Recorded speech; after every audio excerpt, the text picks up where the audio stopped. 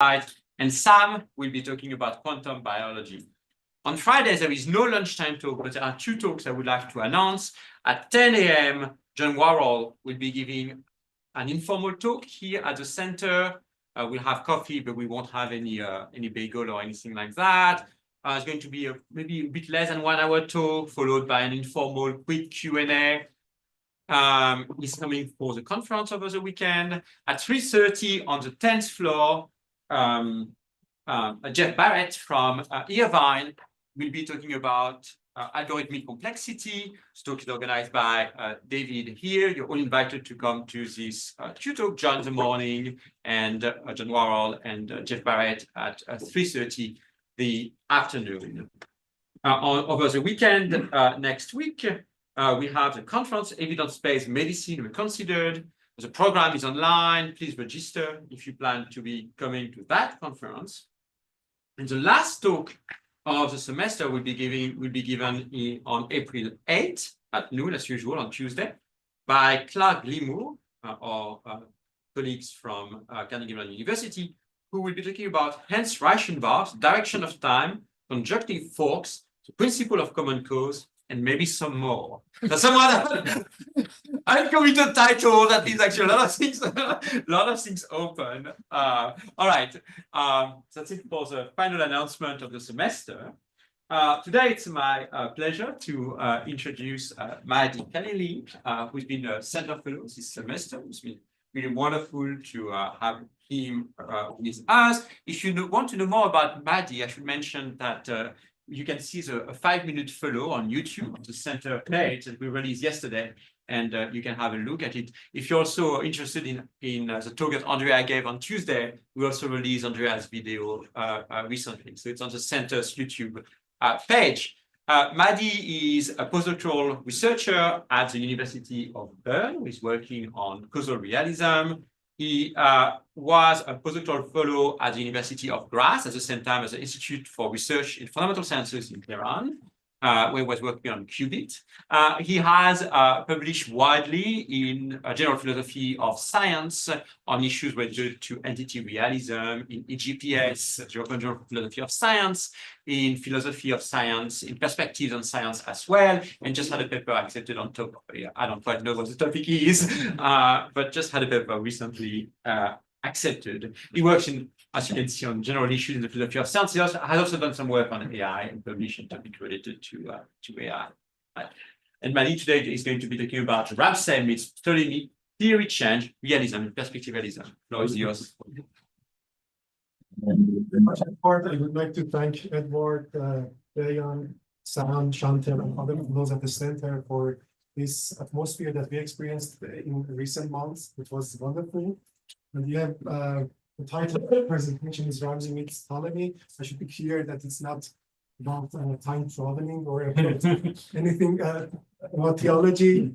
So let's hope that they meet each other in heaven. But I mean that, I try to use the technique of Ramseyfication and apply that to the case of Ptolemaic astronomy. And in this sense, they meet each other.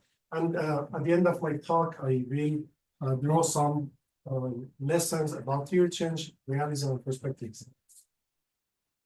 Let's start with the Ramsey-sentence, a very brief history of that, in the work of Frank Ramsey, Richard Braithwaite, Carl Hempel, Carnap, Rudolf Maxwell, and David Lewis. We can find this Ramseyfication. It was proposed first by Frank Ramsey in his essay, Theories, which was posthumously published in 1931. But in 50s and 60s, this technique of Ramseyfication was used widely by logical positivists and later by David Lewis in the context of functionalism, philosophy of mind, and by Grover Maxwell in defending structural realism.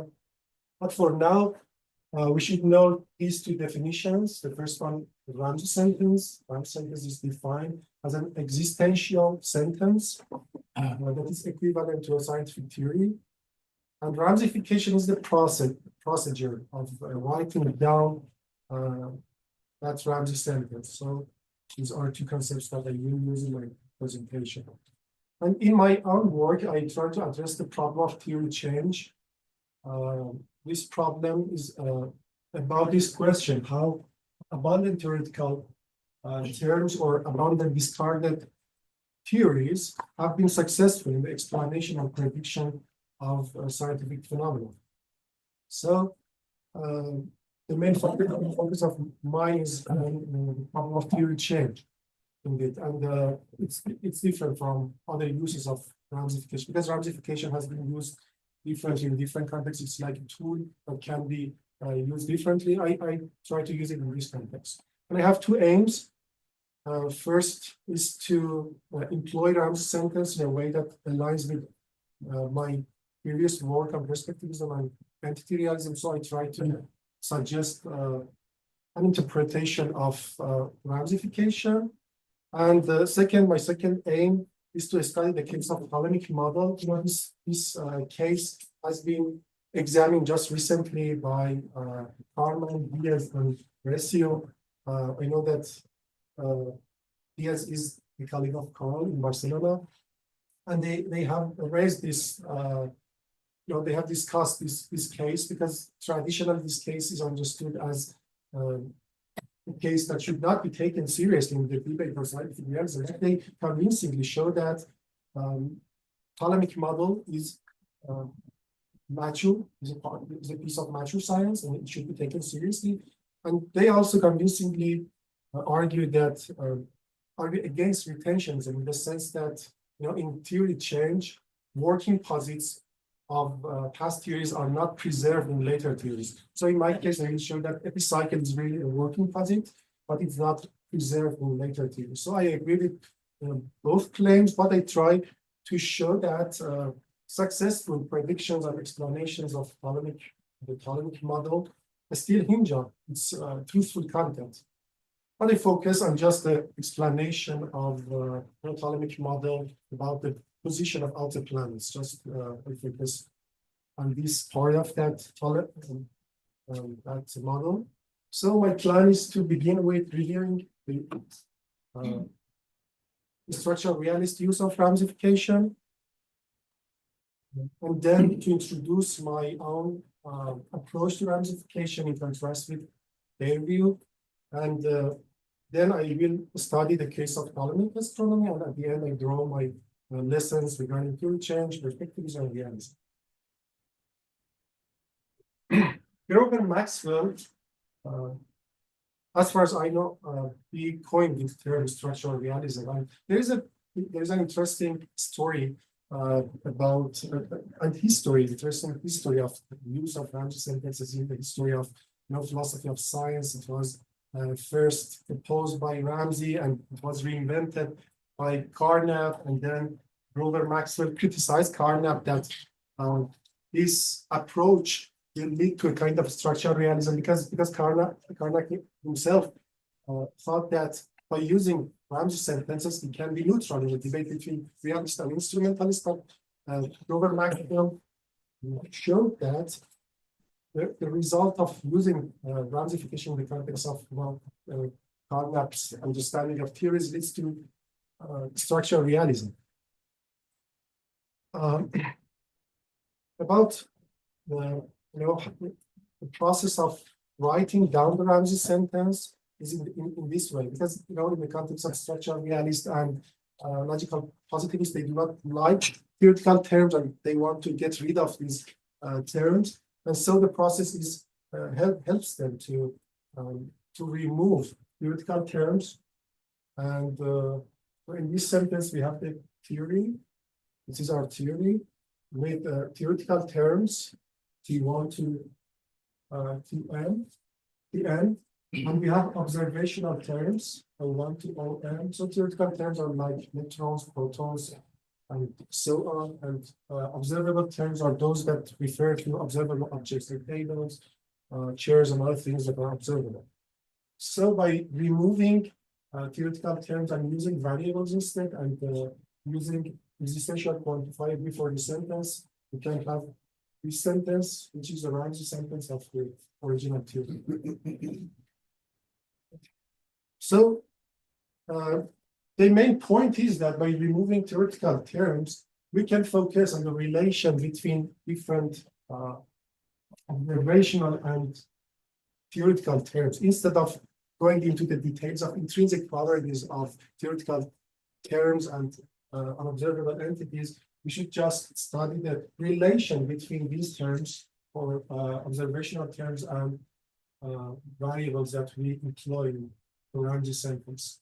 So this leads to the main claim that our knowledge of unobservables include knowledge of structural or higher order properties and observational aspect of that. So we have two kinds of knowledge about unobservable entities. It's observational and structural, and we don't have any knowledge of intrinsic properties of entities. Structural realists encounter some difficulties. I do not go into the problems that they encounter. What the main problem is that to define a relation, we need to define two entities or relate. So there are some discussions and criticisms. There is this Newman objection against structural realism, which was raised initially against Bernard Russell's structural realism. There are some debates here, but I don't have time to go into that. But the point that I have is that we now have two reactions to all those criticisms and two ways of presenting structural realism. The first one is more anti-structural realism, but I do not again go into this form of structural realism because the main motivation that they have is to address problems in the foundations of physics and general relativity and quantum theory and so on. But my problem of theory change is about theoretical aspect of science, so it's about epistemic structural realism. But a version of structural realism is still alive, I think, and it can contribute to this, to addressing the problem of theory change. And it's a modest math-first approach to theories. So in addressing the problem of theory change, they try to show that the mathematical structure, the mathematical equations of past theories can be derived from newer theories. So this is the main idea, and I will endorse this claim, and I will use it in my final slides. My use of Ramsey-fication is similar to David Papineau's use because and Pierre Cruz, they have also used it as a realist approach. So it's a realist approach. It's not anti-realist in the sense that positivists used it. It's not a structural realist approach. And they use it to address Mary Logan's pessimistic induction. Now, according to pessimistic induction, many past theories, despite their successes, have been abandoned or discarded. So by induction, we should expect that current theories will also be discarded. So this is the main problem. And to address this problem, so the problem is very similar to the problem of theory change that I introduced in my slide, one of my slides. So in this sense, my approach is also similar to theirs. And I also draw on they work to bypass the issue of difference. This is also important. They try to somehow get rid of, again, this is Ramsey-fication is an approach to be used to get rid of something that we don't like. And in this context, discarded theoretical terms should be removed. And the reference of those discarded theoretical terms are, you bypass the discussion on the reference of those theoretical terms in this way. An important point that I have is that I do not rely or I do not assume the syntactic interpretation of theories, the kind of interpretation that logical positivists have, and they claim that theories can be transformed to propositions. I do not assume that, and in my use of Ramsey-fication, you will see that I denote non-propositional objects like figures, like equations, like images, diagrams, and things like that. So I denote them and I use them. There is no need to reduce the content of theory just the theory to propositions. And a difference between a structural realist's use of Ramsey-sentences is that, the contrast here is not between theoretical and observational terms. For structural realist and logical positivist, the real contrast is between these two kinds of terms.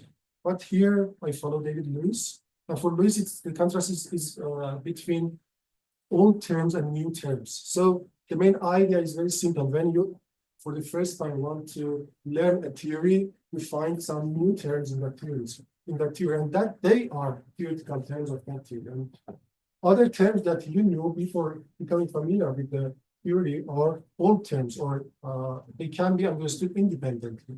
So I will call them independently understood terms. So this is a simple toy example by Daniel Moran.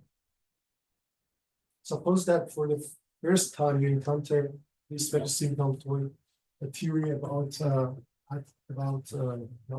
atoms, and you are told that electrons are much smaller than protons and neutrinos, and that in atoms, protons and neutrinos are lumped together in the center, in the nucleus, and so on and so forth.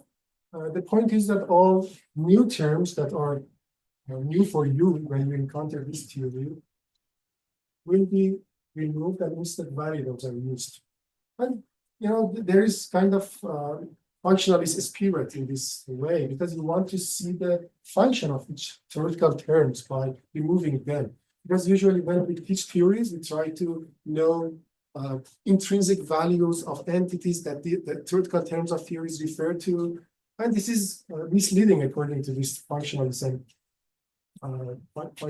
point of view. We should learn how these theoretical terms play their jobs in that theory, or they play their roles, they function in that theory. And this is the way that we know the meaning of theoretical terms.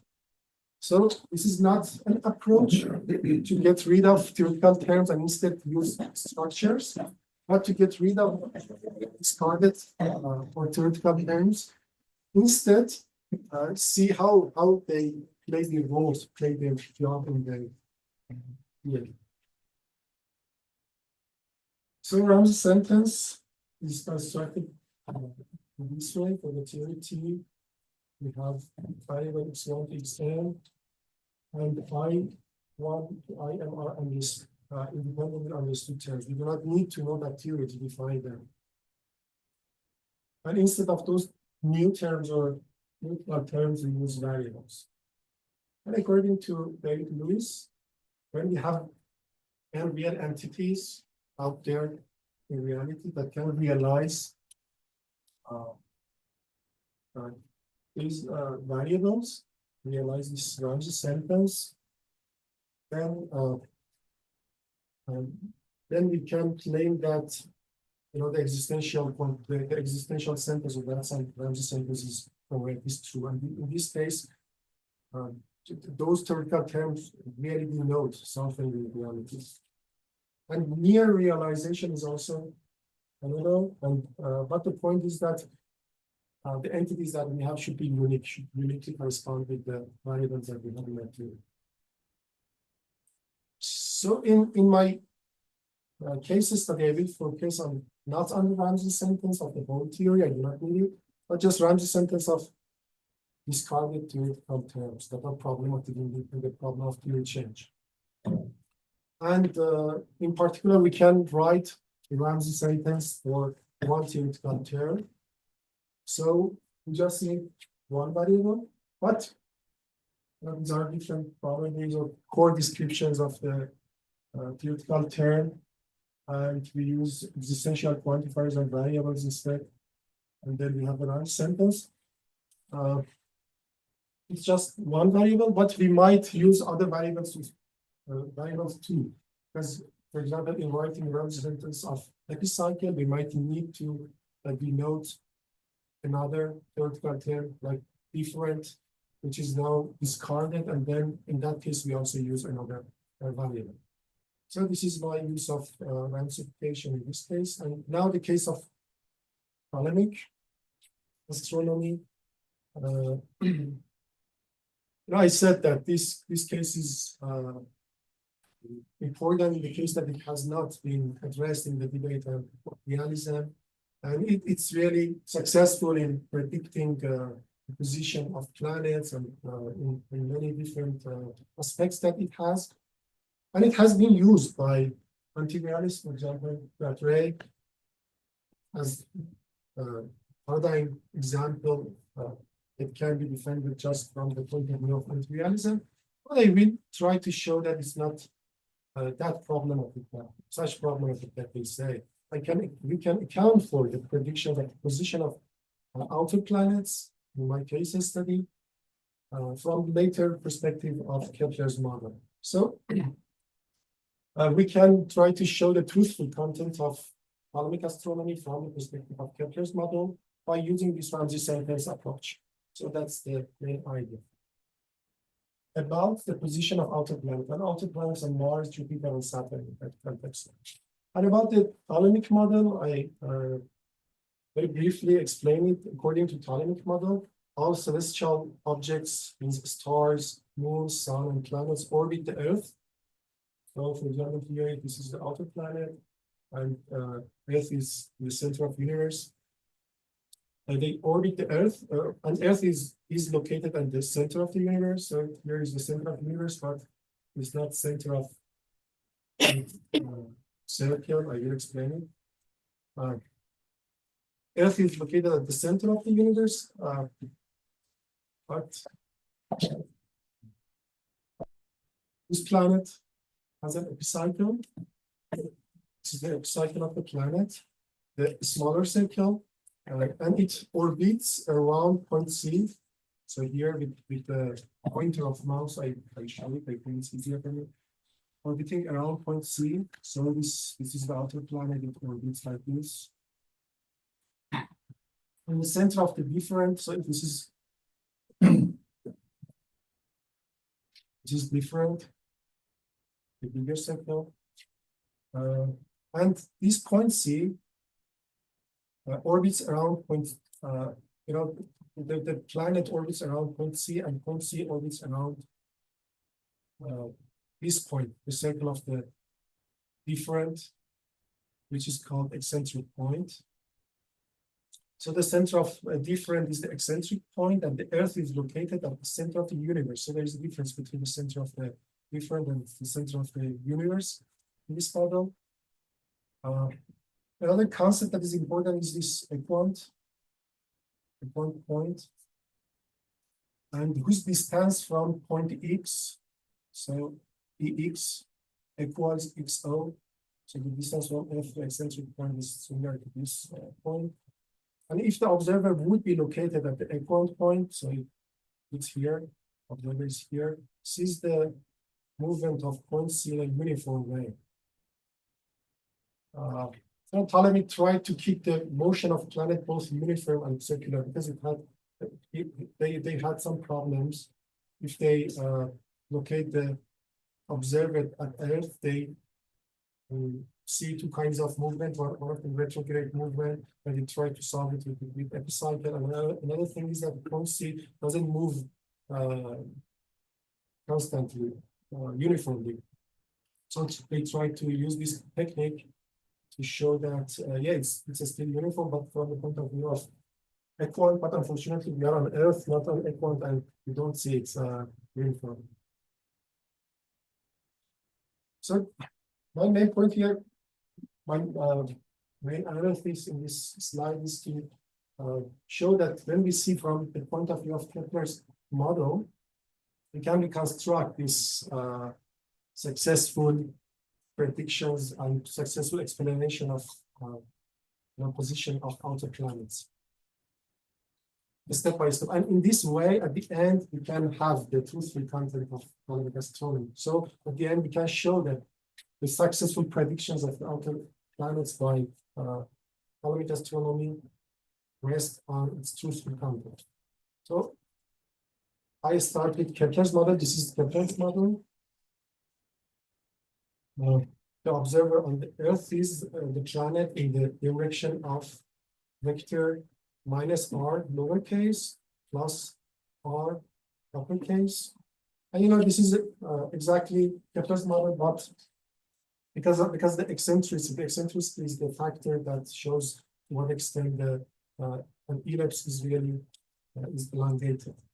But in the case of Earth, the eccentricity is very small, so we can consider the orbit of Earth as circle. Then here in figure 3,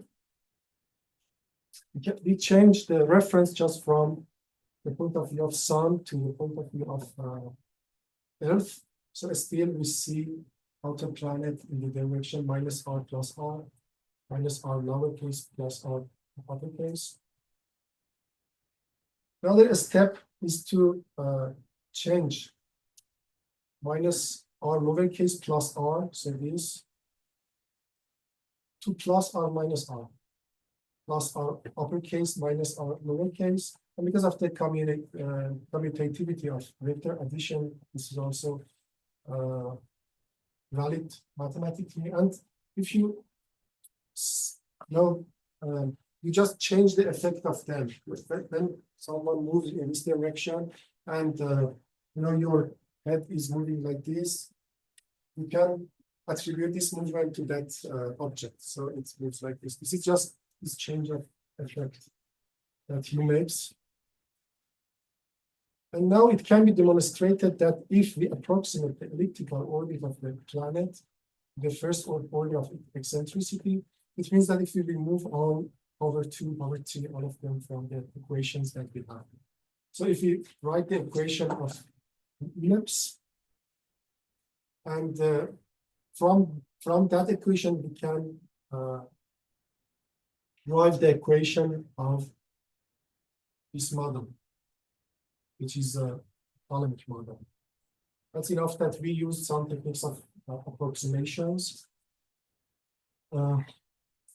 So in polar coordinate system, if you write the equation of the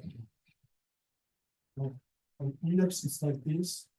When E is very small, and we can remove it, and then we do another approximation, we can reach this formula, and this is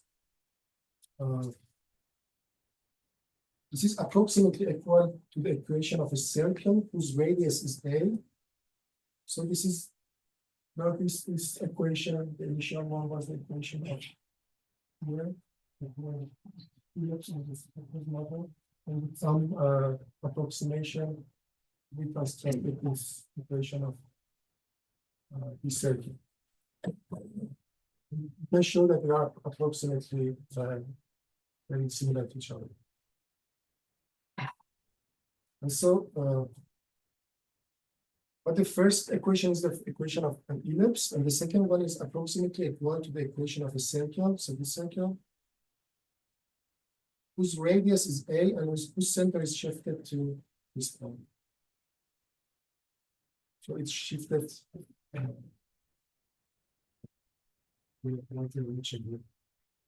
So in this way, we can find the equation. So the equation can be derived.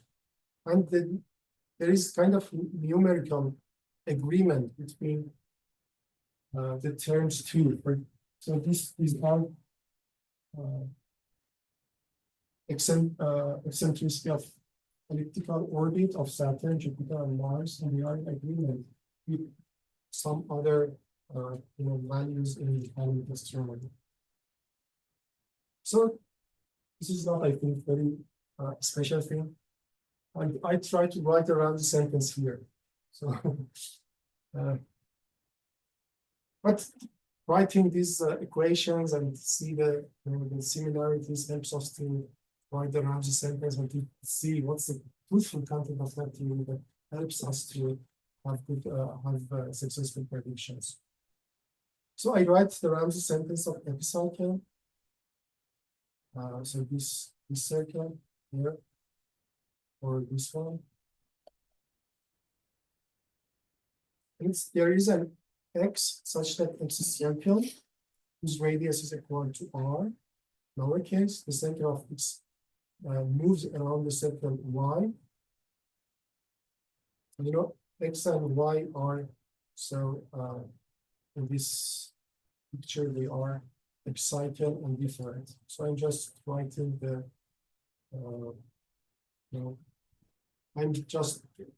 I'm writing the characteristics of an excited whose radius is equal to r. Uppercase, the outer planet moves in the circumference of x, and the observation of the planet from the Earth depends on x and y.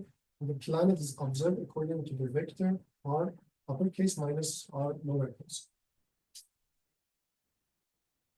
And even though the single Ramsey sentence of the example is false, the following sentence is nearly true. That x is a circle whose radius is r.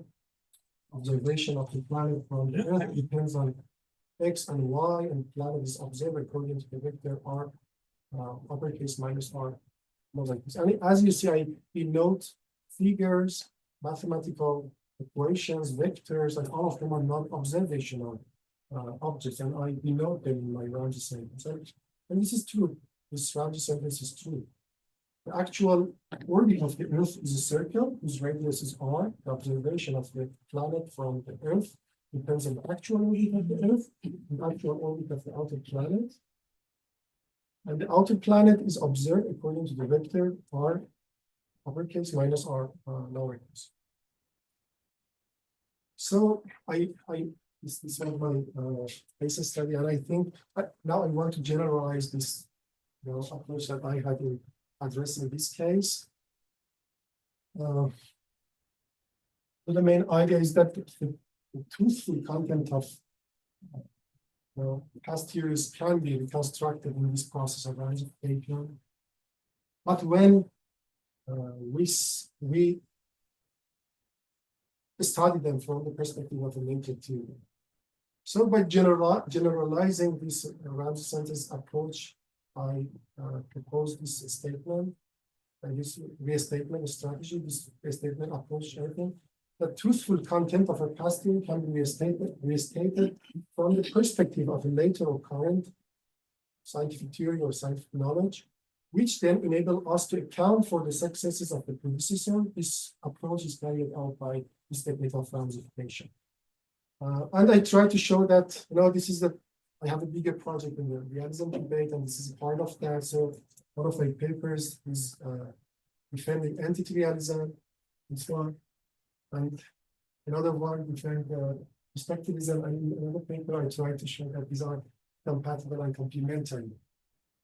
And here I try to show that this Ramsey-sentence approach and restatement strategy, the more generalized version of that, can be understood, should be understood in the context of these works, entity realism, perspectivism, and also structural realism. I will add structure. So many ideas that modest versions of realism are compatible with each other and complementary. So first part is, we always restate the truthful content of past theories from the perspective of currently established knowledge.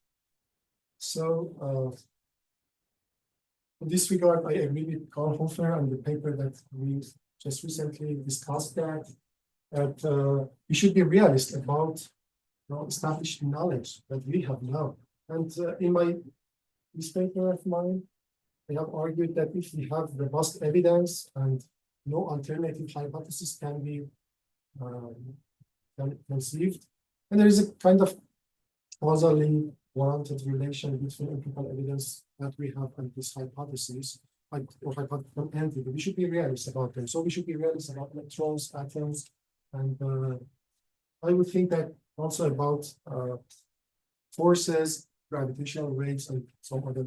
But perhaps there might be a difference between me and what I call about the specific cases of entities that we should be realist. But I think generally, I agree that we now have conditions and criteria to establish scientific knowledge, and this helps us to account for the truthful content of past theories. And this is a difference, I think, a more important difference between my approach and Karl's.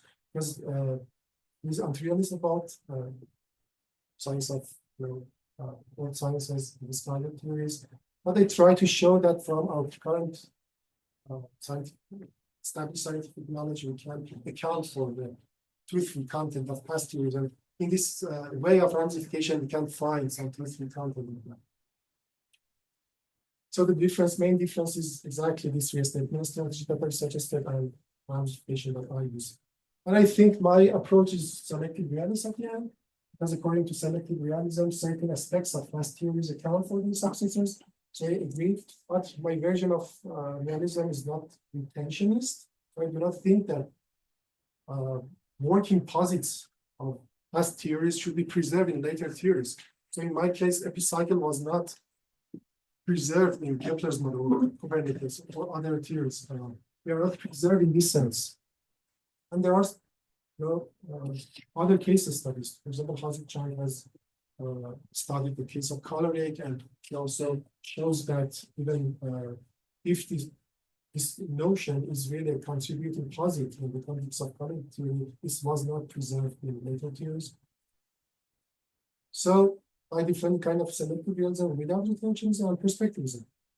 The other part of this statement is that we have to always find the truthful content of past theories from the perspective of later theories.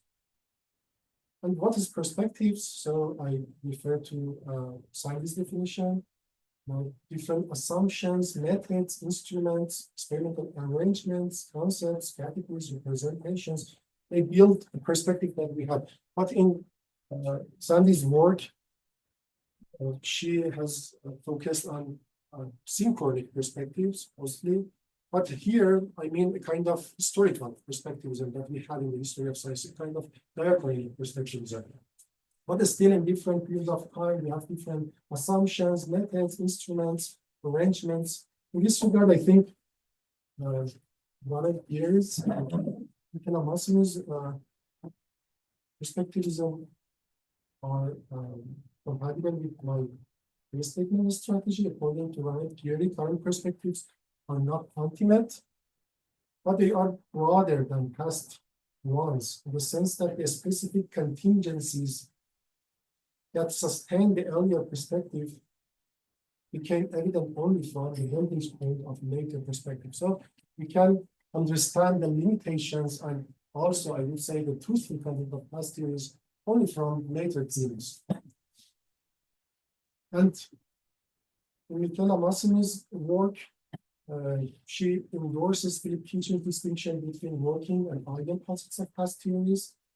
But she proposes two important distinctions, one between success from above and success from within, and another distinction between context of assessment and context of use. So according to her, we don't have any access to truthful content of theories from nowhere, from God's point of view, or from, and we should not find truthful content of past theories from above, meaning from out, just current perspective. So by from general relativity, the point of view of general relativity or quantum gravity, we can't find any truthful content in Aristotle's theory of field fall, for example, or in Ptolemaic astronomy. So we should find successes of theories in step-by-step change of theories in the history, and this helps to prevent a kind of Swedish approach to historiography and understanding past theories. Another more relevant distinction is the distinction between context of assessment and context of use. And this is important for her account of truth, because she defines truth as truth across perspectives, or kind of cross-perspectival truth. So when in my case study, the context of use is Ptolemaic astronomy, and then context of assessment is Kepler's model. And I assess Ptolemaic astronomy for the Kepler's model, but by the standards of Ptolemaic astronomy. So if we can find this kind of, by assessing theories or later theories, and if we can find truthful content in those theories, these are real truths that those theories have, because we don't have any access to reality itself or any other kind of truth. So this approach is kind of finding success from within and then assessing it from the context of assessment. And if we can find some kind of overlapping between diachronic perspectives, we can say that we have found something truthful. So in my approach, this statement that I wrote here is Ramsey-sentence, and then the sentence below, they are truthful content that I could find by having the context of assessment and then assessing the context of use from that context. And yeah, so the kind of realism that I'm defending is the integration of entity realism, justifiable realism, and I would say structural realism. If we understand structural realism as a kind of mathematics first approach to scientific theories, they can equip us to account for the success of past theories by using the mathematical equations, and I have used that in my case study. So this is one implication of this approach that I have, at least in the context of theory change, the problem of theory change. And it's also, I would like to compare it with Hans Chang's equal opportunity experimental realism, which he has endorsed in his recent book. According to him, Khalili, phlogiston, and such entities are all real, but in their proper domains. So he really argues that phlogiston refers to valence and conduction electrons. Or I would say, with using this Ramsey-sentence approach, I would say it plays the role of some role of valence or electron, valence or conduction electrons. And I think with the use of this Ramsey-sentence approach, we can show the intertemporal relation between these different concepts in the history of science without having a kind of ontological pluralism, because there is kind of ontological pluralism in the Rudolf Carnap. Calorics are real, phlogiston are real, epicycles are real, different, everything is real. But in this approach, I bypassed the question of reference by using the Ramsey-sentence approach and following David Papineau and Pierre Cruz. But still, I can find truthful content in the use of all discarded terms. Yeah, thank you very much. Let's take a few minutes for break, and then we have time for questions.